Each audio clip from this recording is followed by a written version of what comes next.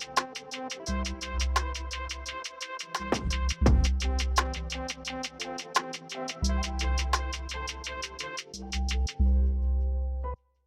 my right. purse, you need it? Are you ready? Yeah. All right, we're going to start this up. Good evening.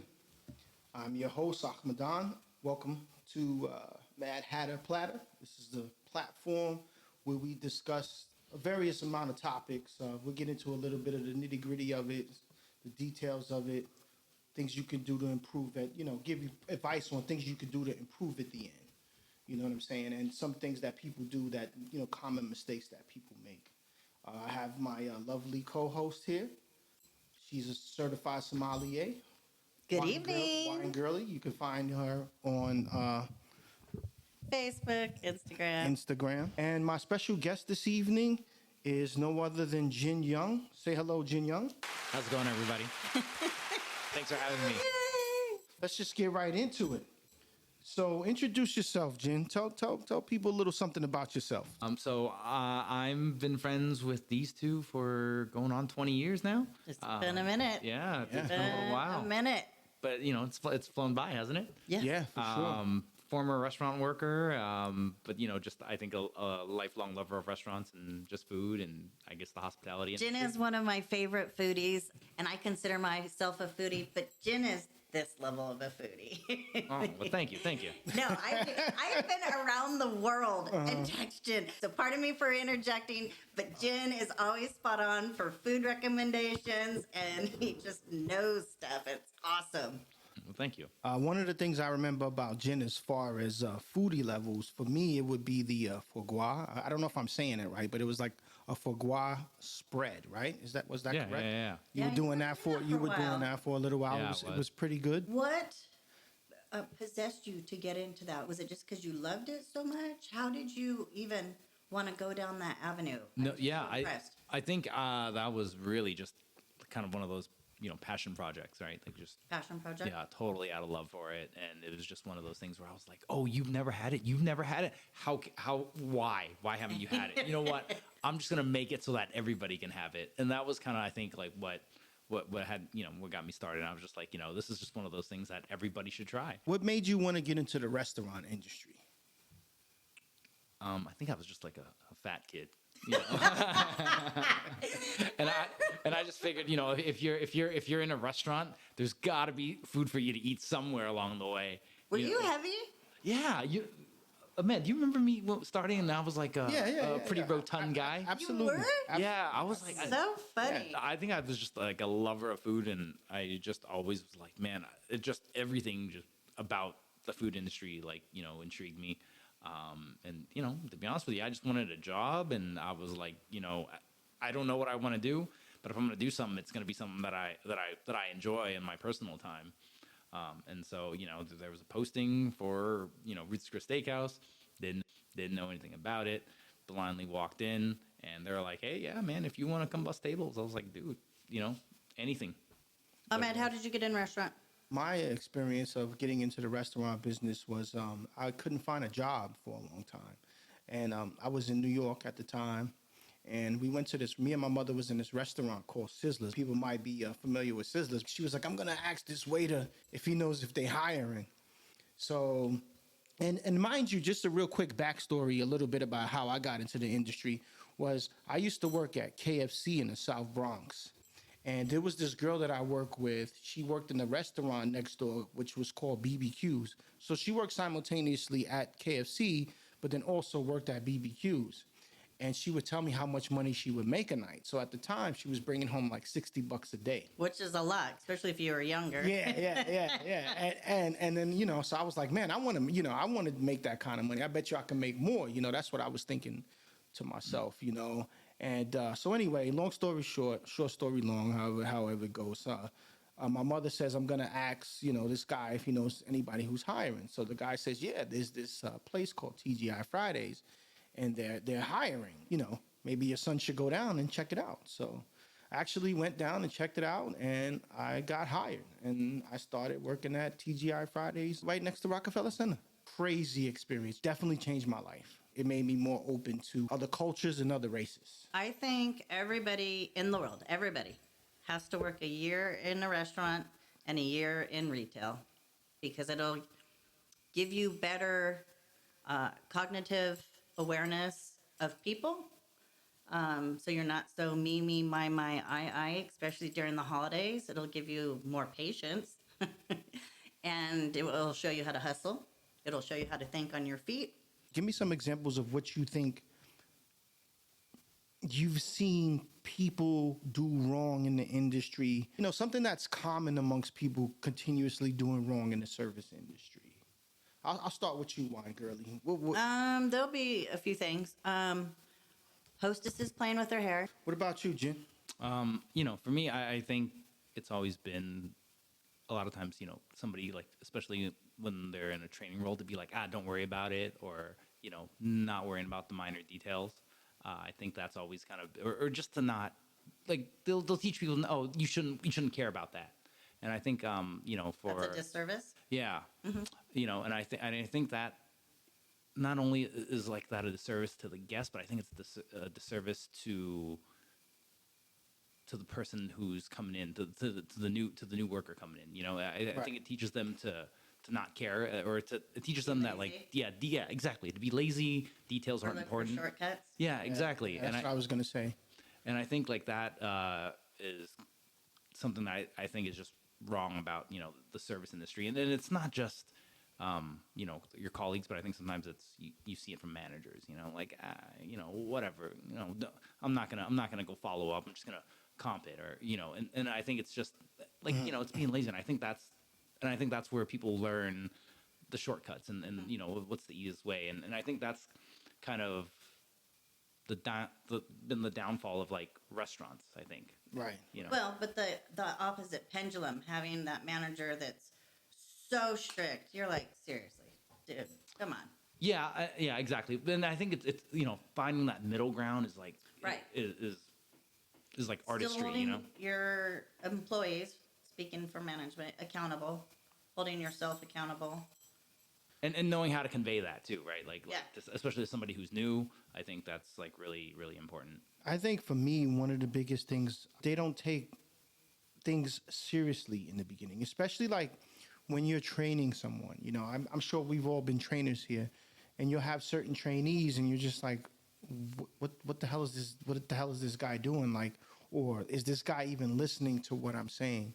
So one of my things is if I'm training you, I expect you to, if you can't remember, to at least take a list down, you know, and say, okay, well, these are the things, especially if you don't have experience. Like if you have experience, if you have experience, is different because, you know, if you've been a bartender, you know, there's a speed rack, you know, there's your rums, there's your vodkas. If, you know, if you've been an expo, you know, that there's certain ways, you know, certain direction that things comes out of the line.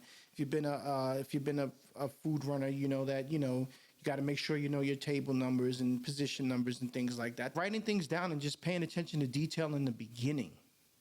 You know what I'm saying? And I think also too, like I noticed that it seems like in my opinion, like some people just lack. I don't want to say ambition. I don't know if ambition is the word, but I think some people just lack drive, and they're okay with just doing the basics. Yeah, Instead of just maybe stepping it up a little bit and doing finesse. and beyond the basics. I mean, I get it. I've learned a lot from everybody. I can't say I've learned from just one person. I feel like that would be impossible. Right. I've learned so much from all my coworkers, you know, especially vernacular. I feel in fine dining is very important, especially when you're at a table versus in the bar, because you can be more laxed in a bar. Right. Absolutely. People kind of expect you to be a little bit more relaxed in the bar. They want you to be a little bit more relaxed in the bar. Right. You know, it's why, you know, we don't have the bow tie or the tie, you know, cinched up, and, you know, the bar is usually unbuttoned, sleeves rolled, you know, most of your bars. Right. I'm not saying that all bars like that, but they're just a little bit more relaxed because people want to have a cocktail and they want to chat. Right. Where, you know, people that are at the table, you know, it could be a business meeting. They don't want you being all, hey, hi guys, what you doing? Blah, blah, blah. Ugh, no. Right.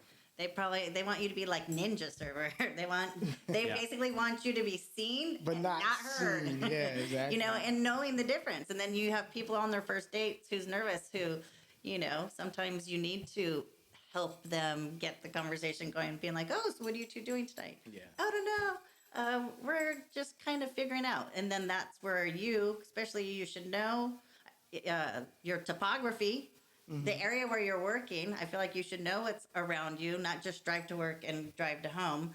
You know, so you can be like, "Oh, well, there's a dance place there. There's a pool hall there. You know, there's live music there. There's a Spanish guitar over here. You know, oh, there's a cellar bar. There is a speakeasy." And if you do that and people go, "Oh my gosh, thank you so much. We had no idea this is our first time in Pasadena or wherever." You know, we were in Boise and we asked, you know, the bartender and our server, "What is there to do?" And she was like, "You want to do blah, blah, blah, blah," because my son just had moved there. So knowing that, I think, is also makes you better at your job. Jen, what would you say is something that you've learned on your own to make you better at the service of how you do your job?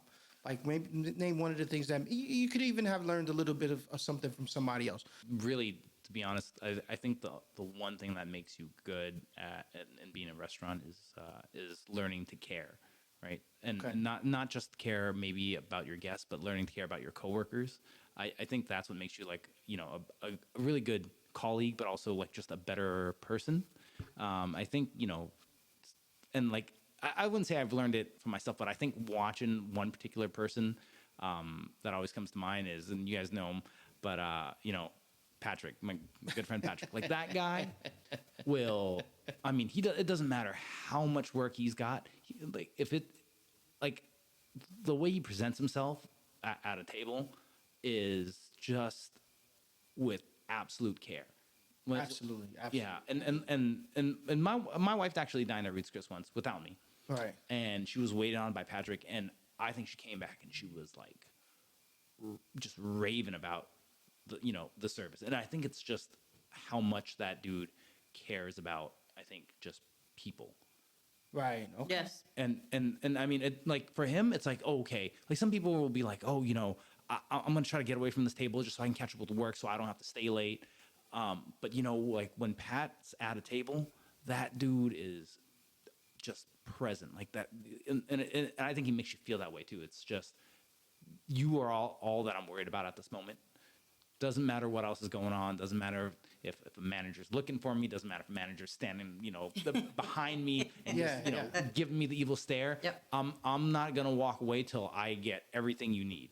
You know, and like, hey, if the manager needs me, that manager can wait, or whoever needs me, that person can wait, Right. because Right. when I'm here, you know, I'm gonna make sure I give you Yes, everything you need. satisfaction. Yeah, like that dude, it's guest satisfaction. I think To the to the max. Yeah, I think it's just trying to care more about.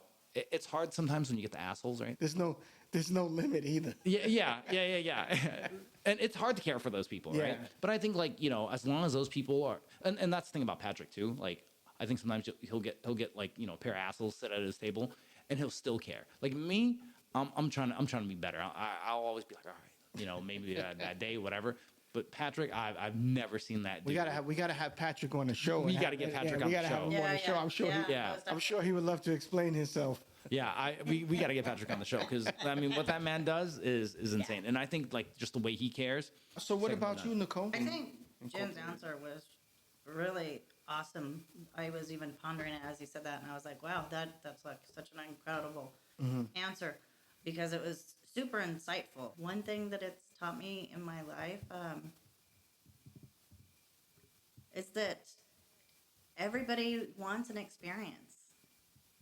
You know, we all want an experience, and of us want a good experience in our life. You know, if we travel, we want to have a good experience. I don't think anybody goes, I want to leave the house today and I want to be stressed and I want shit to happen. I want to get a flat tire. I disagree, but anyway. No, I'm sure there's negative people out there. I'm just not. Yeah. No, I hear you. I am perpetually optimistic, but I'm also a Gemini, so I can't help it sometimes. You know, I have that angel side and I have that devil side, 100%. How to flirt. See, I'm really bad at that. So Honest flirting, Yeah, not yeah. just for the money flirting. Right. I think maybe in my early 20s, I'm sure I was like, oh hey, just be genuine with myself and with guests. And then I thought, you know, just being genuine with guests is so important. I'm going to add to that. I would say if I had to say something that I've learned through dealing with guests and that I've learned on my own, actually, through dealing with customers, I've dealt with customers from all over the world, from France, from Denmark, from Jamaica to the South Bronx to California. And this is what I try to teach everyone. You know, it's the core value or the core energy that you carry as a human being. Like mindset is the perfect word. So I give you an example. I had this one experience, especially working in New York City. We would always get those tourists that'd be like, "Hey, mate," or "Thanks, cheers, mate, cheers, mate." And every time they would say that, I was just like, "Oh, I'm only getting $1 from these guys." I was like, "This is ridiculous." So what I did was, I went to an Office Max, I guess at the time, and I brought a erasable pen. Do you guys know the story? No. Oh, okay. Yeah. So, all right. So I brought this erasable pen, and I was just saying to myself, I was like, "Yo, these motherfuckers is not gonna not tip me what I'm supposed to get because I'm giving them A1 service." You know what I'm saying? I was like, "So what I'm gonna do is I'm just gonna write the tip in, and if they pay it, they pay it. If they don't, they don't." So I write it in, and they would pay me, and I would get the money for the most part. But I said to myself, I said, Ahmed, if you get caught, you're fired. I was like, so you got to figure out some other way to do this. So I sat home, I thought about it, and I said, oh, I know what I'm going to do. I'm going to go in. I always call it the Jedi mind trick. Maybe one day I'll get more into it, but the Jedi mind trick. I'll tell you mine when you're finished. Okay. So the Jedi mind trick for me was, okay, so I'm gonna go in today, and what I'm gonna do is I'm gonna give dollar amount service. Right? So, and I don't care if the table, whatever the table is, because, a lot of people in this industry is like, oh, black people, we're not getting tipped. So I said, okay, tomorrow when I go to work, I'm going to get $100 off a table. Right? So I'm like, all right, cool. So I get my first table with some black ladies. Why are you laughing? Because people in the industry, you know how it is when it comes to our people, especially our people, our black people. But, we get $5 or we don't tip. You know how it goes. Anyway, everybody knows that. It's just the thing. So I was just like, oh man, my first table happened to be black, but I was like, I don't care. I'm gonna stick with my gut here. I practiced this shit all night. So get to the end of the service, and the ladies, they said, hey, how much do you want for a tip? And I said, $100, because I already knew I was giving $100 service. So I already knew. So I was like $100. And so they left, and they left me 60. So what I learned is maybe I didn't get the 100, but I got the 60. And what I learned from that day on was that people, going back to being genuine, when you give people a service and you're genuine and you're not necessarily looking for maybe necessarily the ultimate tip, but if you're giving a service from your heart and you're saying, I think that this service, this is just me, this is what I learned, I think that this service is $100 service, your mind is gonna be geared to more towards making that money, to making that service. You're putting out the and I learned also not to count tips every time you get them. Just wait till the end. I don't expect anything. Yeah. I do because I have bills to pay, and this is why I'm in the industry. Right. But I don't feel it's owed to me. Does that make sense? Or even when I'm dropping a check for dinner, I'll be like, these guests are going to be so happy with me. They're going to surprise me with a $150 tip. Mm-hmm. And it happens a lot. And then when I'm not putting my magic juju on the table, then I'm like, damn it, I forgot it. Are you talking about those things we put in the envelopes and sprinkle on the table? That juju? Those are still around. Huh? Yeah, those are still around. Awesome. So we're gonna we're gonna sum things up, right? Sum things up here. Summarize. Yeah, we're gonna sum things up here. We're gonna bring this to a close. But before we close, I want to ask if there's some solid piece of advice, Jen, you can give to someone that may be just starting in the industry and maybe wants to go far or make a lot of money.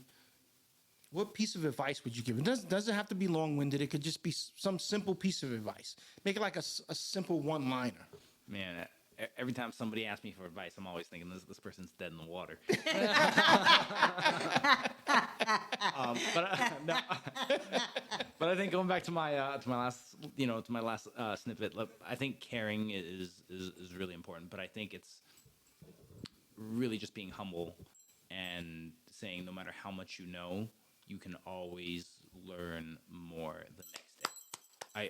I think that's for me will always be like the number one piece of advice, because regardless of how much you know, you can always learn more. And the day you think that, oh man, I've learned everything there is to learn about restaurants, No. yeah, you're done for. 'Cause Restaurants like space. yeah, Yeah. exactly. Never ends. Yeah. And I think as somebody who works in a restaurant or as a hospitality like professional, I think you have to think that your best days are ahead of you, and I think like that's just Oh, you know that's nice. yeah, I think that would be my number one piece of advice is just you got to get better, and 1% each day, and over the course of a year, 3 years, 5 years, 10 years, it's a lot of improvement.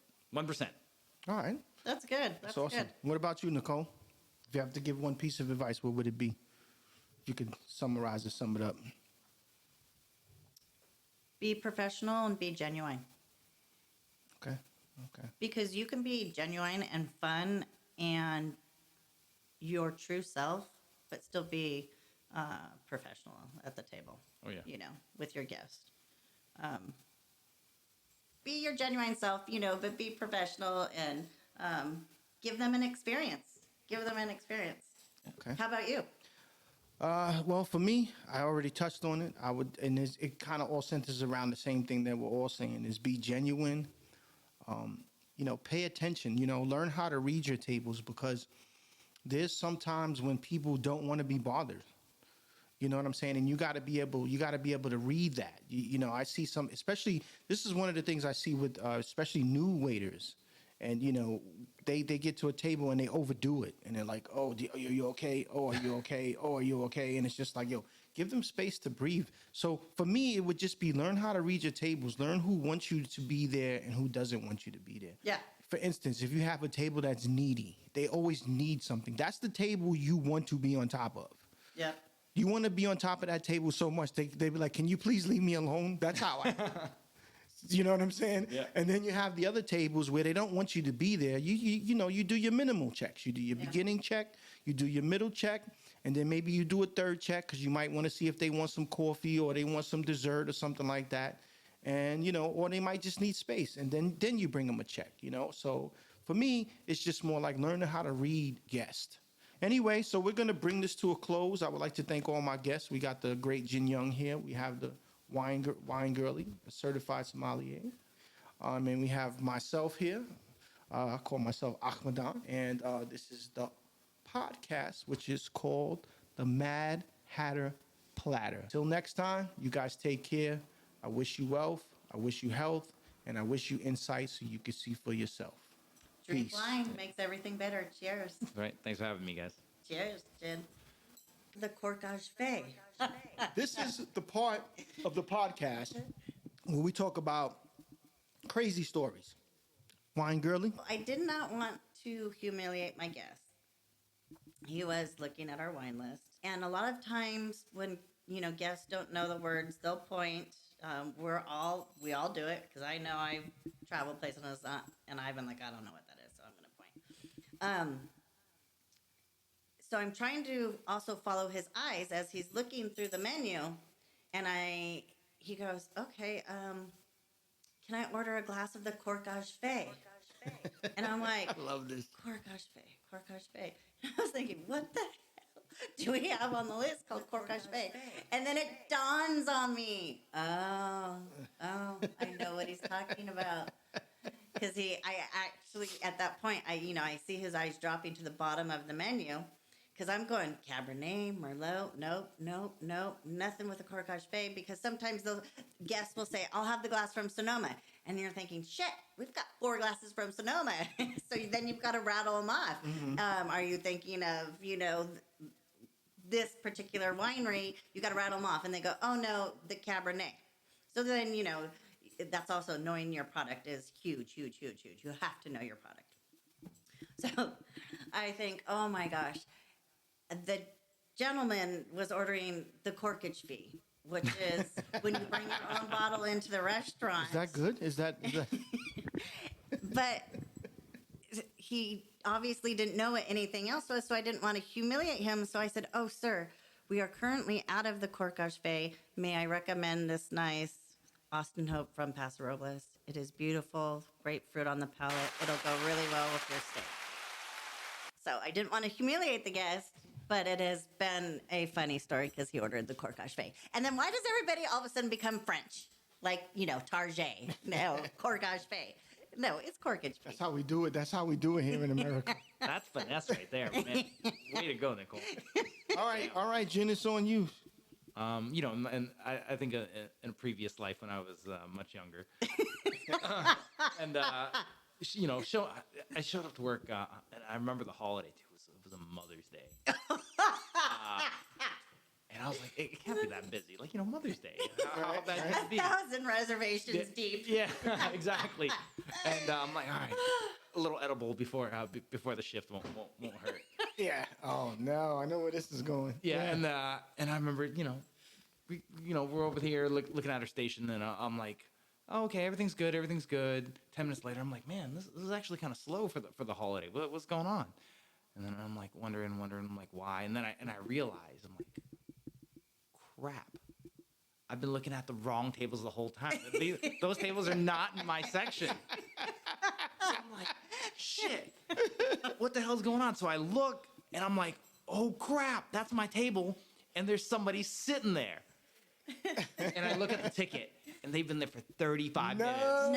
35 minutes. Oh, and That's they didn't crazy. get up and walk out or complain? And I'm over here freaking out. I remember talking to a couple of colleagues, and this isn't anything bad, but it was Gary and Francis. And I'm like freaking out. I'm like, holy crap, they sat there 35 minutes. What am I going to do? I'm so in trouble. They're going to complain, and I'm like, in my mind, I'm already here, and I'm paranoid. Already fired. Yeah, exactly. I'm already going home. I'm like, well, let's see what happens, and I'll what's the worst they can do?